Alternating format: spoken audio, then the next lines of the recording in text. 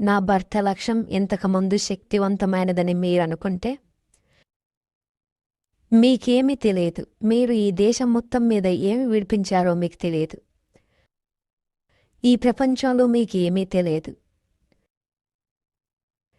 ఈ భార్యలో మీరు రగిలించిన అగ్ని గురించి మీకు తెలియదు. ఈ వితంతువు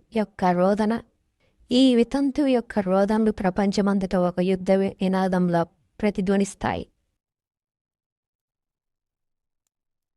ఈ రాత్రి అమెరికా అంతటా వింటున్న ప్రతి ఒక్కరికి నా భర్త నిర్మించిన ఉద్యమం చనిపోదు. నేను అలా జరగనివ్వను.